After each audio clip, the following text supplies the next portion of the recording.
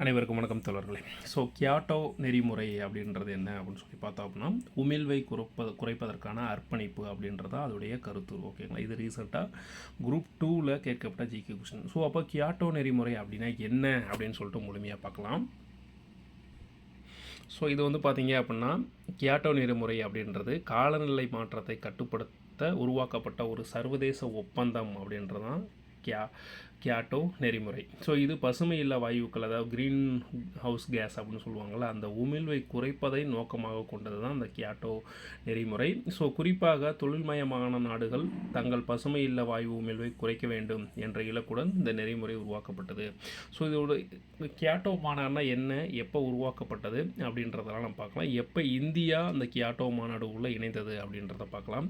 Kyoto நெறிமுறை காலநிலை மாற்றத்தின் விளைவுகளை குறைக்க கார்பன் டை ஆக்சைடு மற்றும் பிற பசுமை இல்ல வாயுக்களின் உமிழ்வை குறைப்பதற்கு மூலம் உலகளாவிய வெப்பமயமாதலை தடுப்பதை நோக்கமாக கொண்டுள்ளது. பசுமை இல்ல வாயுக்கள் அப்படின்னா என்ன? இந்த நெறிமுறை 6 முக்கிய பசுமை இல்ல வாயுக்களின் உமிழ்வை கட்டுப்படுத்துவதை நோக்கமாக கொண்டது. இது கூட கொஸ்டினாக கேட்கலாம். கியோட்டோ நெறிமுறை மாநாட்டில் எத்தனை பசுமை இல்ல வாயுக்களின் உமிழ்வை கட்டுப்படுத்துவதை நோக்கமாக கொண்டது அப்படின்னா 6 உமிழ்வு. என்னென்ன அப்படின்னா carbon dioxide, methane, nitrous oxide, chlorofluorocarbon, perfluorocarbon அதாவது பிஎஃப்சி மற்றும் சல்ஃபர்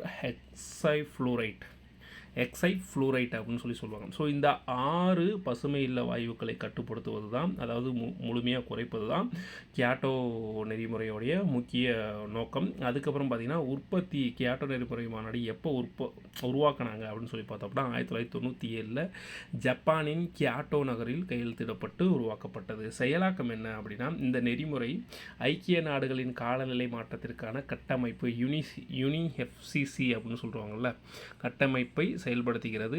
இது தொழில்மயமான நாடுகளை பசுமை இல்ல வாயுக்களின் உமிழ்வை கட்டுப்படுத்தவும் குறைக்கவும் உதவுகிறது. அங்கீகாரம் பாருங்கள், 2002 77 நாடுகள் அங்கீகரித்த பிறகுதான் இந்திய அரசு கியோட்டோ ஒப்பந்தத்தை அங்கீகரிக்க முடிவு செய்யுது. அப்போ இப்போ 2002க்கு அப்புறம் தான் என்ன பண்ணுறாங்க, இந்திய அரசு இதெல்லாம் செய்கிறாங்க. தற்போதைய நிலை என்ன அப்படின்னா, கியோட்டோ நெறிமுறை 2012 முடிவடைஞ்சிருச்சு. ஆனால் அதன் நோக்கம் தொடர்ந்து காலநிலை மாற்றத்தை கட்டுப்படுத்தும் முயற்சிகளில் ஒரு முக்கிய அங்கமாக உள்ளது அப்படின்றாங்க. கியோட்டோ நெறிமுறையுடைய நோக்கம் என்ன அப்படின்னு சொல்லி பார்த்தாச்சு. அது என்ன பண்ணுது, பசுமை இல்லா வாயுக்கள் 6 பசுமை இல்லா வாயுக்களை கட்டுப்படுத்து. என்னது, carbon dioxide, methane CH4, nitrous oxide N2O, ஹைட்ரோஃப்ளோரோகார்பன் HFC அப்படின்னு சொல்லுவாங்க, அது பெரோஃப்ளோரோகார்பன் PFC மற்றும் சல்ஃபர் எக்ஸைஃப்ளூரைட் SF6 அப்படின்ற இந்த 6 பசுமை இல்லா வாயுக்களை என்ன பண்ணுது, கட்டுப்படுத்தணும் அப்படின்னு சொல்லிட்டு கியோட்டோ மாநாட்டில் முடிவு பண்ணிருக்காங்க. உருவாக்கப்பட்டது எப்போ, 1997 கியோட்டோ, அதாவது ஜப்பானோட கியோட்டோ நகரில் உருவாக்கப்பட்டிருக்கு. 2002க்கு அப்புறம் 77 நாடுகள் அங்கீகரித்த பிறகு தான் இந்திய அரசு என்ன பண்ணுறது, இதை அக்செப்ட் பண்ணியிருக்காங்க.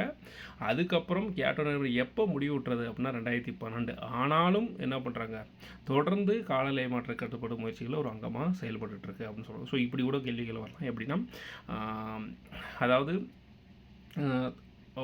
அதாவது இந்த மாநாடு முடிந்த பிறகும், அதாவது நெறிமுறை கோட்பாடுகள் முடிவு பண்ணி அந்த மாநாடு முடிந்த பிறகும் தொடர்ந்து காலநிலை மாற்றத்தை கட்டுப்படுத்தும் முயற்சிகளில் ஒரு அங்கமாக இருக்கும் அமைப்பு எது அப்படின்னு சொல்லிட்டு கீழ்கண்டவற்றில் எது அப்படின்னு சொல்லி கொடுத்தாங்கன்னா கியோட்டோ மாநாடுன்றதை ஞாபகம் வச்சுக்கோங்க. மற்ற எல்லாமே இப்போ லைவில் இருக்குது. முடிந்த ஒரே ஒரு இது இந்த கியோட்டோ அப்படின்ற இந்த அமைப்பு தான் முழுமையாக முடிஞ்சிருச்சு.